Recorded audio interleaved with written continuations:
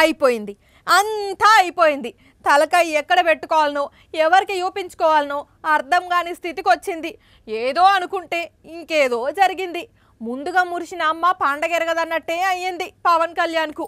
అరే ఏమైందంజలి, పవన్ కళ్యాణ్ పేరు చెప్పి అంత బాధపడుతున్నావు?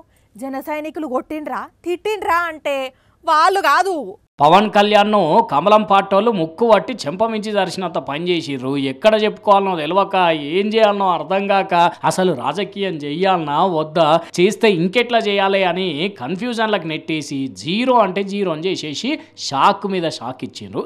అరే ఇదేంది, పవన్ నిన్నటిదాకా ఎగిరిపడే మైక్ తీసుకొని గప్పాలు చెప్పే తెలంగాణ ఎన్నికల్లో కలిసి పోటీ కూడా చేసిండ్రు. ఇప్పటికిప్పుడు మళ్ళీ చెవులో ఏం మతలబ్ చెప్పిండ్రు అంటే అదేందో కిషన్ రెడ్డి సార్ చెప్తాడు వినండి. పార్లమెంట్ ఎన్నికలకు సంబంధించి ఏ రకంగా మనం తెలంగాణలో ముందుకెళ్ళాలి అనేటువంటి విషయాన్ని ముందుకెళ్ళాలి. ఇక్కడ మనకు పూర్తి స్థాయిలో స్వతంత్రంగానే ముందుకెళ్తాం, ఏ పార్టీతో సంబంధాలు ఉండవు. అర్థమైందా? కిషన్ రెడ్డి సార్ ఇచ్చిన క్లారిటీ. వచ్చే పార్లమెంట్ ఎన్నికల్లో పువ్వు పార్టీలు ఒంటరిగానే బరిలో ఉంటారట.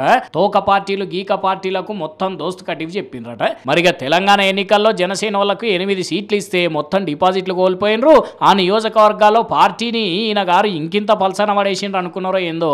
అసలు బీజేపీ ఏంది, బీజేపీ లెవెల్ ఏంది, పోయి పవన్ తోని పొత్తు పెట్టుకున్నాడు ఏంది అనుకున్నారో గానీ పార్లమెంట్ ఎన్నికలకు 3-4 నెలల ముందే చెప్పాలనుకున్నది సూటిగా సుత్తి లేకుండా చెప్పేసిండ్రు. మరిగా తెలంగాణ ఎన్నికల ఫలితాలను పరిగణనలోకి తీసుకొని ఏపీలో కూడా ఒంటరిగానే పోటీకి పోతారో మరి అక్కడ ఎట్లాంటి పరిణామాలు చోటు చేసుకుంటాయో అంత కాలం నిర్ణయిస్తుంది. కానీ మొత్తానికి పవన్ కళ్యాణ్ రాజకీయ పరిణితి పప్పు బెల్లాలు వంచిపెట్టినట్టే అయ్యి ఓట్ల ముందు మరొకసారి బకరా అయ్యిండు పోండి.